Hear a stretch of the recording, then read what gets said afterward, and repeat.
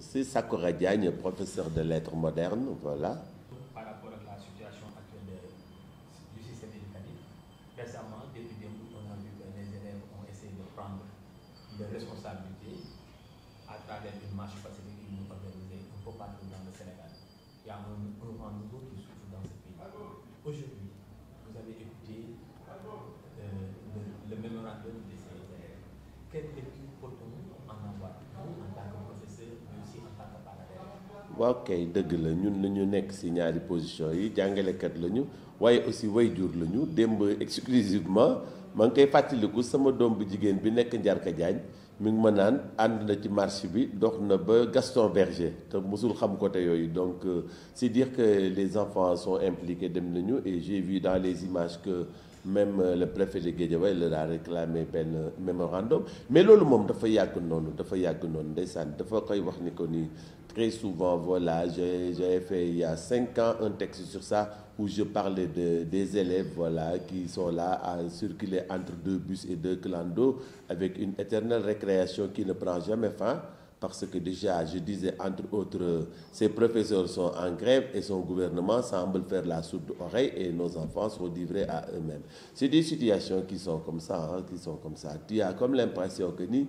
de tous les pays du monde, nous sommes le pays chez qui l'éducation des enfants ne paraît pas être primordiale, ne paraît pas avoir une centralité qui s'y est. Or, comme on le dit bien, vraiment, il éduque ses enfants, l'éducation aussi, dañ koy rabâché di ko wax tout le temps nekk na ci loo xam ne moo xam bu nasaraan la moo xam bu arabe la moo xam lu mu doon waaye réew mu la gën am jàngale réew mu la gën ay yar ak doolu réew moomu moo la gën avenir mais dans notre pays malheureusement on a comme l'impression que le bras de fer des adultes ne prend pas en charge les vrais propriétaires de ce monde que sont les enfants. Parce que je fais partie des gens qui conçoivent et qui croient et qui vivent cette réalité. Ce monde, nous l'avons hérité de nos parents, mais il appartient à nos enfants. Et je le dis très souvent, on a comme l'impression que c'est même gênant d'être adulte dans ce pays-là. On ne pense pas aux enfants, on ne pense pas à leurs espaces d'épanouissement, ils n'ont pas de terrain de foot, ils n'ont pas d'espace de jeunes. C'est des fois, tu es gêné en tant que parent, en tant qu'enseignant. Et cette situation-là, véritablement, et on a remarqué que depuis quelque temps, l'école s'est aristocratisée. On retrouve à un système tel qu'on le voyait au Moyen-Âge, où l'école était réservée aux fils de riches. Voilà, où tout le monde avait chez lui son percepteur qui venait se déplacer pour Djangal Saïdom.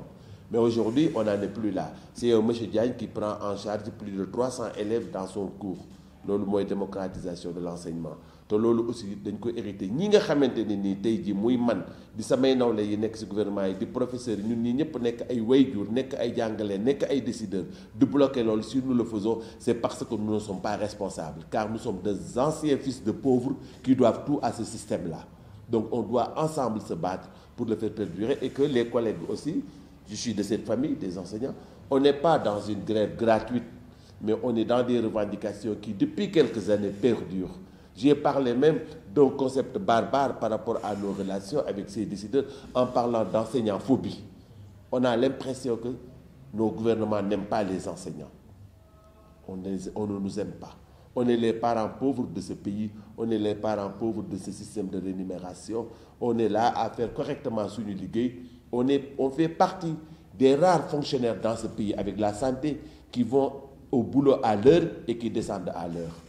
Et qui sont utiles à cette société. Donc véritablement frustration yu bëri na trop ci métier bi tey jii da ngay toog nii gis sa benn ancien élève boo yoroon il n'a même pas fait son diplôme il intègre la politique suba mu romb la yore benn 4x4am ñëw jox la monsieur téyel addiye bi des fois bon je sais pas c'est écœurant c'est pas acceptable il faudrait que ce pays aussi prenne ses responsabilités et véritablement essayer d'aider à vivre les gens qui font avancer ce pays. Et les enseignants en font partie. Aujourd'hui, nous avons noté des silences notoires auprès des gouvernants qui ont le système éducatif. Aujourd'hui, exactement, avec vos revendications. Voilà. Loolu yàgg nañ si moom la gars yi désigné sous le concept de dilatoire. Et je ne sais pas. Et à la limite, ça frise le mépris. Et on se demande dans ce système qui devrait mépriser qui. Parce que aussi, les enseignants, ce n'est pas des mendiants, les enseignants, ce ne sont pas des personnes qui tendent la main. C'est des gens qui font un travail pour lequel ils ont été formés et qui jouent leur partition dans cette société. Donc, te lu ñuy revendiquer noonu nag dafa nekk loo xamante ni dafa légitime. Monsieur le journaliste, laissez-moi vous informer que di nga gis ay enseignants yu jàngale ba retraités alors qu'ils sont toujours dans un système qui ne les fait pas évoluer, qui ne les fait pas avancer. Tout est bloqué, tout est bloqué. Tu as comme l'impression que c'est fait sciemment pour véritablement maintenir cette classe socio-professionnelle dans l'indigence, à la limite, dans l'indigence. Donc loolu aussi wax dëgg yàlla war nañ ko régler. War nañu régler problème mu jàngalekat yi war nañu jox aussi plus de considération aux enseignants comme on le voit souvent dans certains pays dont on nous vante véritablement la place qu'ils ont donnée aux enseignants, la place de choix bien méritée qu'ils ont donnée à leurs enseignants que muy nekk kiy jàngale arabe que muy nekk kiy jàngale français que muy nekk kiy jàngale parce que aussi adduna bi on l'a vu on ne cesse que de le répéter xam-xam bi ñu koy transmettre de génération en génération par rapport aux préoccupations yi am ci adduna bi loolu aussi luy avancer loo société la luy baax loo nit ñi koy composer la ñi former nit ñi koy composer ñiy def nit ñi ay nit ci la ñu bokk aussi ci la ñu bokk. gis nañu ni aussi ce matin ñi nga xam ne ñoom ñoo di fédération de l'éducation et de la formation WAFEF ils ont publié un communiqué dans lequel ils consignent qu'ils notent la présence d'une certaine violence dans le système éducatif lii waral loolu nag mooy gis na ni sax école publique bi léegi non seulement ils sont en mouvement mais aussi tamit ils en font profiter li nga xam ne moo di le secteur privé c'est-à-dire l'école privée boole leen ci marché bi l'école privée publique ay non suñu jaar qu'est-ce qui justifie exactement. Waaw, il ne s'agit pas de violence, il s'agit juste d'une manière revendicative que les élèves du public font. Parce que par exemple mooy li ma la doon expliquer nii rek yooyu yëpp aussi lecture la rek parce que aristocratisation de l'enseignement bi moom lañ dul nangu c'est-à-dire que aujourd'hui ñi nekk ci public bi ce sont des professionnels reconnus par l'État du Sénégal qui sont passés par des formations qui ont eu les diplômes requis qui ont fait la formation requise pour maintenant avoir la licence c'est-à-dire au sens anglais du terme c'est-à-dire le permis d'exercer ce métier. C'est-à-dire comme le chauffeur a son permis de conduire qui se dit en anglais license, le professeur aussi a son permis d'enseignant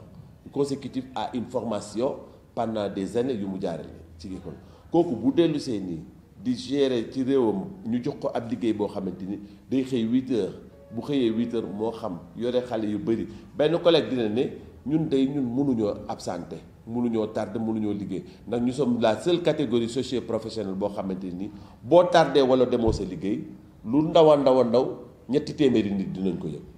te wax na dëgg si boo fekkee da ngaa am classe boo xamante ni par exemple elles sont pléthoriques nos classes on a ce matin j'ai rendu des copies corrigées on est dans les 70 élèves par classe imaginez le matin nga dem xëy suba teel bi nga jël ñetti classes yi bu ci nekk am na plus de 80 élèves léegi xale yooyu boo ñëwul yow ñu dem ñibbi seen kër bu ñu ñibbee seen waa kër yëg ko mu am retombé parents yeeg ñëpp donc ñun bu ñu absenté ñëpp a koy yëg ci société bi moo tax ni donc du ñuy wër di ñëw te aussi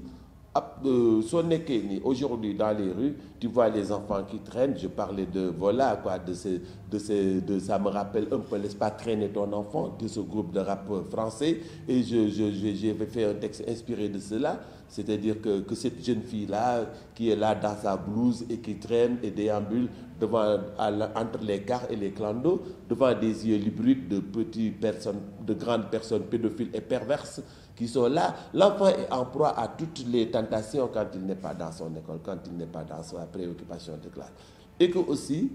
loolu déperdition boobu nga xamante ni dañ koy am au niveau du quantum horaire, au niveau des enseignements, loolu mooy indi affaire bi quoi. Et que même aussi la protection même de la profession. La protection de la profession. Tey jii da ngay gis ni ku jug ne jàngalekat la des personnes prennent nos enfants sous des labels de renforcement ou bien de je ne sais pas cours de quoi, tout le monde se met à truc, tous les métiers sont infiltrés. Donc loolu aussi ce n'est pas que l'apanage de l'enseignement, de l'éducation. On a des faux médecins, on a des faux tout quoi dans ce pays-là. Donc véritablement loolu enjeu yooyu dañ ko war a régler. C'est un drame socio-professionnel sciemment entretenu à l'endroit d'une catégorie socio-professionnelle boo xamante ni kenn ëpp ko njariñ ci réew mi kenn ëpp ko njariñ ci askan bi kenn ëpp ko njariñ ci ay doomi réew mi ñun ay jàngalekat lañu métier moomu dañ koo jàng suñuy waajur dañ ñoo dugal ci école ñu jàng ñu choisir métier moomu laaj la muy laaj ñu def ko ñu ñëwaat di ko jox suñuy doom di ko jox suñuy jarbaat di ko jox suñuy sët di ci liggéeyandoo pour ñu xam ñoom lu ñuy def ci àdduna donc loolu noonu su fekkee ñooñu da nga leen di sàggane bu fekkee ñooñu joxoo leen respect bi war si ñoom parce que aussi nit ñi loolu dañ koy fàtte école bi ñuy jàngalee nii ñun jàngalewuñu pour nit ñi làkk ay tubaab nekk ay tubaab de ñun duñu ay tubaab te bëgguñoo nekk ay tubaab mais dañuy jàngale xam-xam ak nu nit di nekk nit souvent dama koy wax xarit yi quoi dama koy wax élèves yi ne leen mais attends livre yi ngeen di def nii module yi ngeen di jàng ak affaire yi ngeen di jàng dañ ko étudier xool lu ci nekk at mi nga toll ak fa nga toll ci at mi yenn préoccupation yi ñu war a def ci yow pour daal di lay def nit bu njëkk bu nit mosoon di jàng sax dañ naan il a fait ses humanités à telle école li ko niteloo jàng dafay niteloo nit. Aujourd'hui, tout le monde se plaint du manque de civisme, tout le monde se plaint. Je narrais à un ami hier que bi ma wàccee démb mu ne ma ma ne ko j'ai été victime d'une agression mu ne ma mbaa gaañu luñ la ma ne ko non agression bi mooy j'étais entre deux jeunes man ma nekk ci diggante bi ñoom ñaar il y avait une distance de 20 mètres entre ñoom ñaar ñuy saagante ndey saaga yu ñaaw man ma koy dégg pour man loolu agression la ci mbedd mi ñu ngay wax ñaaw sóoraale wuñu sax que ni je pourrais être leur père. Ils s'enchaînent, ils s'insultent, les insultes passées. J'ai subi une violence morale, psychologique. dama jaaxle sax te yooyu yëpp aussi yoo xamante ni la amul woon fii ci société bi ñun suñu génération bi ñu def loolu. Qu'est-ce qui s'est passé dans la transmission des valeurs? Qu'est-ce qui s'est passé dans la transmission de la sagesse? Qu'est-ce qui s'est passé dans même nous les enseignants? Si aujourd'hui ñu xool suñu sujet yi ñu doon proposé il y a 10 ans à nos élèves. Tu as un peu peur de les proposer à ce que nous avons aujourd'hui. Parce que tous les élèves sont victimes de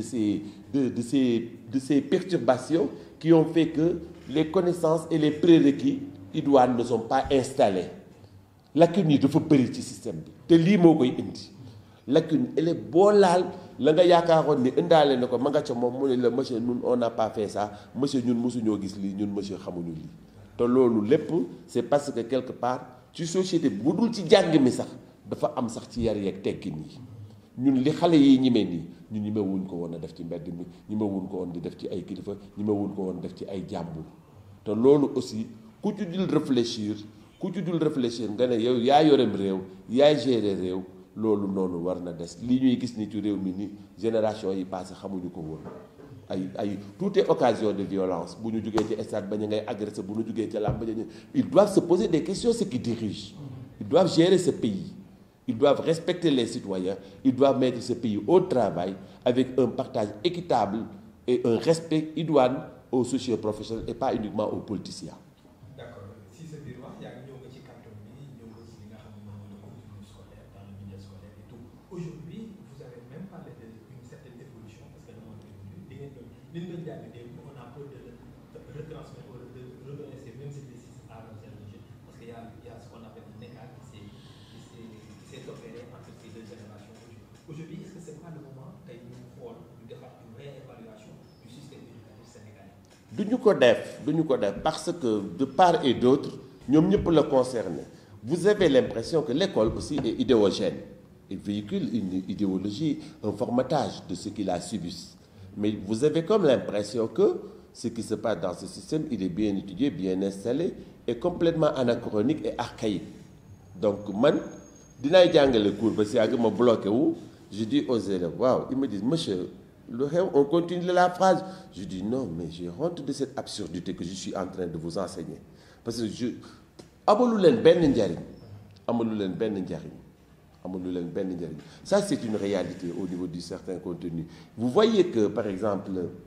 l'école doit être un miroir de la société et fonctionner parallèlement à ses préoccupations et aussi école dafay armer di former par rapport aux préoccupations am na ku ne bul yar sa doom ci sa jamono mais yar ko ci jamonoom loolu mooy yoon ci école bi xale yi dañ leen a war a yar tàggat leen ci li nga xamante ni mooy préoccupation intellectuelle technique et morale de cette société contemporaine le Sénégal est le seul pays qui conserve jusqu'à présent le programme ci man matière bi may def qui conserve toujours le programme Livresque qu'il a depuis plus de 20 ans. Voilà, les élèves sont en train d'étudier Madame Bovary, sont dans les préoccupations. Et ce qui est aberrant, c'est qu'ils se retrouvent même plus forts que les Français dans l'histoire littéraire de leur propre pays. Donc, loolu aussi, ben absurdité le boo xamante ni l'année dernière j'avais fait un article sur le bac français où les élèves de France étaient interpellés par rapport à la première de Hernani de Victor Hugo avec le tsunami, le mot est moderne, qui a suivi par rapport aux innovations esthétiques. Après mooy wax xale yi daal ne leen doomi tubaab yi de boo gisee nu ñu réagir ci kii bi da ngay reetaan ba sonn parce que dañ leen a laajoon ni voilà on leur avait donné une idée par rapport à la publication et il disait que non mais Hugo ñun vraiment sa préoccupation yi ñun xamuñu ci dara suñu yoon nekku ci moi qui suis un enfant né en 2000 comment vous voudriez que je donne mon point de vue par rapport à ça ou mon père. Donc c'était très ironique de la part de ces élèves mais des fois aussi dafay am solo et pourtant écrivains yi bàyyiwuñu bindkat yi taalifkat yi ak ñooñu ñu ngi bind ci jamono ji di lire di créer di def loo xamante ni dafa ànd ak jamono di poser problème yi jamono yi am di poser préoccupation yi jamono yi tey di nga ciy lire livre boo xamante ni yow professeur bi da ngay bëgg sax di ko jàngale waaye boo ko jàngalee aussi xale bi buñ koy xayma duñ ko ci xayma dañ koy xayma ci ñoom li ñu teg programme moo tax ni loolu aussi lu ñu war a xool la programme bi war nañ koo moderniser. Programme bi war nañ cee dugal ay écrivains yoo xamante ni ñoom ñi ngi jël en charge les préoccupations contemporaines propres à l'Afrique dans ses soubresauts parce que aussi quoi qu'on dise l'éducation, la littérature, c'est un mouvement des idées. Ces idées-là, elles ne sont pas, elles ne seront pas figées ni dogmatiques. Elles évoluent. Cette évolution des idées, des préoccupations, livre yi ko jël en charge dañ ko war a def ci programme bi. dañ ko war a def ci programme bi wax dëgg yàlla madame Bovary ay Gustave Flaubert ak Zola doy na sëkk ci suñu doom yi sonn nañu war nañu évoluer et le problème n'est pas que programme mais aussi il est chez les collègues. Voilà, il y a des professeurs qui refusent de se formater, qui refusent de prendre en charge les préoccupations. On peut voir des collègues qui n'ont jamais lu Fatou Diom. On peut voir des collègues qui n'ont jamais lu Blaise Nala, qui n'ont jamais... Voilà quoi. Donc, je ne sais pas. Il faudrait qu'on réfléchisse sur ça aussi. Il faudrait qu'on réfléchisse sur ça. Au Sénégal, depuis quelque temps, il y a ce qu'on appelle une prise de conscience collective qui a depuis les années 2000 avec quelques structures du Boni, ils ont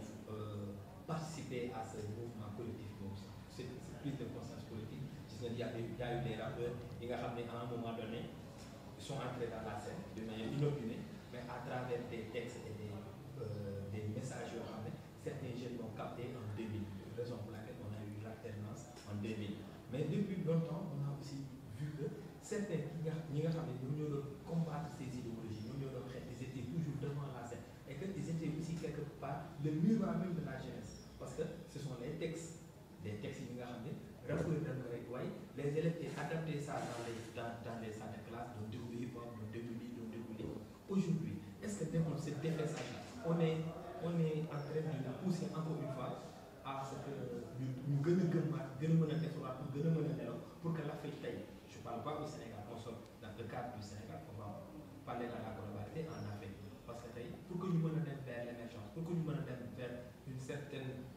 autonomisation du sens propre, au sens propre du terme, ce qu'il y a à changer, c'est le système. Oui, c'est le système, vous avez parfaitement raison. Mais ce qui je ne sais pas, il arrive que les grillés soient fatigués et là, et voilà, qui se laissent aller à force de déception. Parce que l'espoir aussi pourrit. Yaakaar dafay tas ba pare dafay nëb. Sénégal yaakaar yi yàgg naa tas nañ ko wax nag yaakaar yi yàgg naa tas yaakaar yi et lu ngay wax noonu la création effectivement a toujours été l'écho des préoccupations de ce peuple. Dama koy wax souvent élèves yi dama leen di waxal benn cours boo xamante ni par exemple dañuy def évolution de n'importe quel genre littéraire à travers les siècles. Boo xoolee bu poésie da ngay xool ni par exemple le siècle des Lumières 18e mooy siècle bi nga xamante ni bëriwul woon poésie mais lan mooy explication bi am na ci penseur bu bokk ci ñoom bu tudd Diderot mu ni il y a peu de poètes dans ce siècle trop calme où la vie de salon tire l'inspiration. Le génie, l'intelligence est de toutes les époques, mais les gens qui le portent en eux demeurent engourdis, à moins que des événements exceptionnels, voilà, ne secouent les masses. Alors, les sentiments s'accumulent dans la poitrine et ceux qui ont un organe pressé de parler le déploient et se soulagent. Donc, bon, cette loni, pratiquement, difficulté ak naqar dafay stimuler création poétique day stimuler création littéraire et globalement soo xoolee ni Sénégal que muy création des textes des chansons des textes des préoccupations de rap des musiciens aujourd'hui da ngay xool par exemple je ne sais pas moi un chanteur comme Ndiaga Mbaye des fois dañ la doon permettre même nga mun a liggéeyandoo ak say élèves parce que quand on pose la problématique par exemple bu ñu bëgg a réduire l'enseignement de la littérature en français il parle éternellement d'engagement de fonction mais dama naan leen mais lii c'est les préoccupations dans tous les pays du monde parce que aussi lan moo gën a graaw mooy que ni aussi on ne réussit pas amul la littérature par exemple bi ñuy jàngale ñu centralité mooy nit mais nit ñëpp la ñu Cheikh mi nit la Macron nit la man nit la donc préoccupation yi ñun ñëpp a ko bokk donc bokk préoccupation yooyu xombolois ou français les préoccupations demeurent les mêmes donc day nekk ni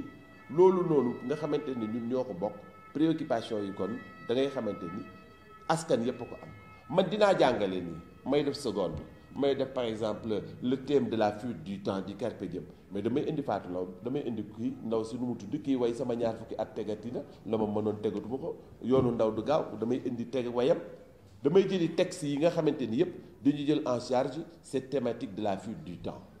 xale yi dañuy jaaxle sax ne kon monsieur kii la man leen lii dong lay wax kii nee na le temps s'en va madame kii daal ne au temps suspend ton vol kii daal ne c'est le temps l'ennemi qui mange la vie kii daal di ne sama ñaar fukki at tegati na la ma mënoon mënatuma ko ma ngay gis donc soo koy defal xale yi da leen di je sais pas ils se rendent compte que ni ben c'est la même chose ngay jël ay préoccupations Youssou Ndour unspoken sing les waxul ça peut te permettre de faire ay trucs par rapport au courant symbolisme de voir ce qu'il y a derrière les apparences voilà quoi donc mais loolu aussi ak waykat bi nga xamante ne dafa la doon way yow ci société bi benn rajo am sa yaay di ko déglu Ndiaga Mbaye di la wayal naan la juróom-ñetti weer metti na fukkeel ba ñu xaw laa gaañ sa yaay la ëmboon di la nàmpal di boot ngay di nax après bàyyi di xotti yére mais yow miy déglu loolu dafay def ci yow dara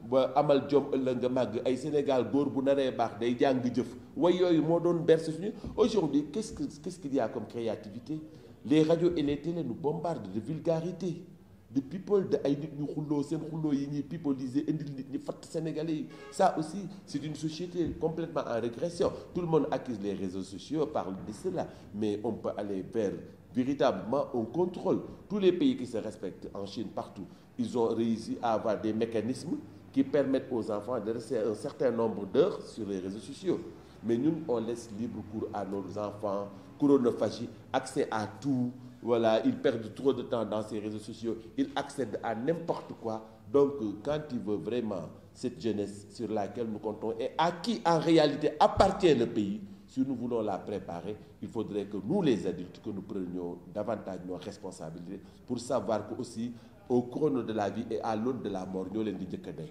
am na loo xam ne jaru ko fi nañu fexe lu leen bàyyi. à l'aune de la mort ñoo leen njëkk a dee loolu moom c'est sûr et certain maintenant dañu ñëw rek ci li nga xam ne moom mooy nekk ci suñu dernière question démb bu ñu dégloo élèves yi si seen antenne ils ont précisé et la pression était de taille ce qu'ils font c'est pas le fait de porter le combat des professeurs mais c'est parce qu'ils en ont marre.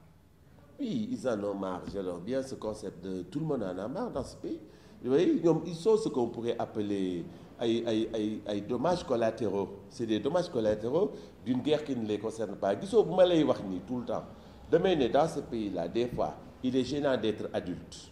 ñun day suñuy waajur bàyyi lu ñu woon lii mais ñun lu ñuy bàyyil suñuy doom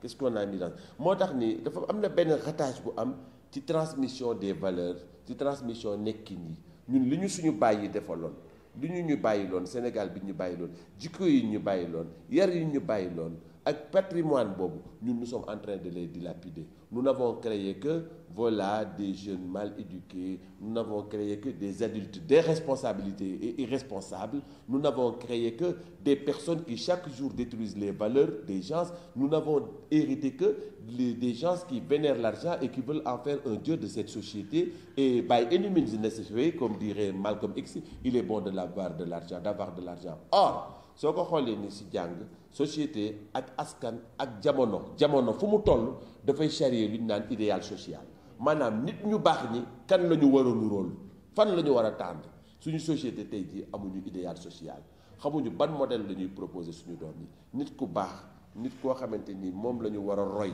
modèle yi ku ci nekk ci suñu jamono ni kay nga war a mel waxaguñ ko suñuy doom amaguñ ko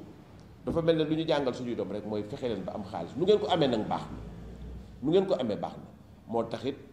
mu ngi noonu daal donc je crois que le combat aujourd'hui il est plus qu'actuel et il ne sera jamais suranné te aussi combat pour mu sotti yow mi koy porter ak yow ma ca bokk il faut nga xam la nga bëgg réew mi ñun ñoo ko moom ñoo ko bokk sénégalais yi ñoo moom Sénégal sénégalais yi dañu war a toog waxtaanee réew mi les sénégalais doivent savoir se faire respecter les sénégalais doivent savoir gérer convenablement l'avenir et les ressources de ce pays. Les Sénégalais doivent savoir que ce monde appartient à nos enfants. Les Sénégalais doivent penser à qu'est-ce que nous allons laisser à nos enfants. Alors, donc, on a créé une société de jeunes oisifs qui sont là collés à des murs en cherchant comment capter quelque part une chaîne Wi-Fi ou bien ben truc pour dire nekk si ay téléphones. Ils n'ont même pas d'espace où jouer. Où sont les terrains? Où sont les espaces de jeu? Où sont les aires de jeu? Dans cette jeune, il y a un moment où l'on parle de rites liés à l'adolescence. Ces rites liés à l'adolescence, mooy football bi, mooy bëre bi, mooy pomi, mooy dem géej ga,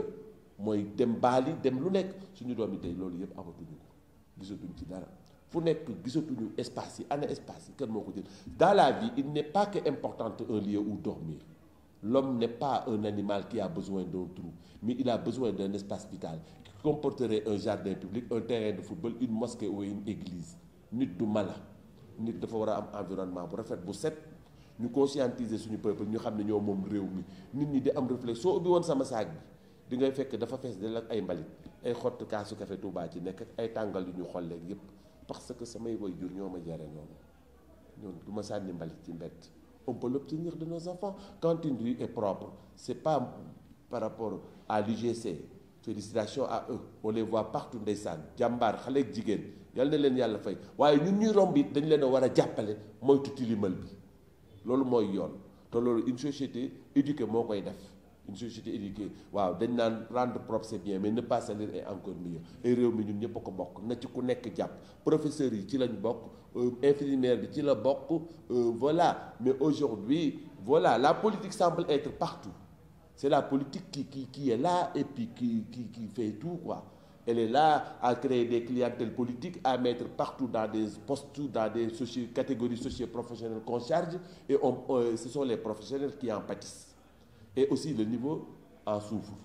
Le niveau en souffre. Je le dis souvent à certains parents d'élèves, cette génération est extrêmement intelligente et dina am côté yoo xam ne bu ñu leen fa fekkee ñun professeurs yi ñoom ñooy nekk suñu professeur ñun bàyyi ñoom ñooy nekk suñu papa wan ñu donc comment déclencher cette intelligence nañ ko wax loolu mooy problématique bi dofuñu jëne jàpp leen waaye li ñu war a def pour gën leen a jàppale pour gën a taal étincelle boobu ci ñoom ba ñu tàkk jëppat leeral réew mi loolu mooy grande question bi tey mais du ay question de ay promotion politique un gars qui est dans le quartier qui était hier un petit bougre qui n'a aucun métier qui se réveille demain avec 5-4-4 il faut arrêter ce pays a besoin d'autre chose que de cela et créons des modèles qui pourraient inspirer nos enfants créons des modèles créons des lumières yu ñuy xool daan hé man de papa ni kee laa bëgg a mel man de yaay booy ni kee laa bëgg a mel on en a besoin loolu la ñu soxla.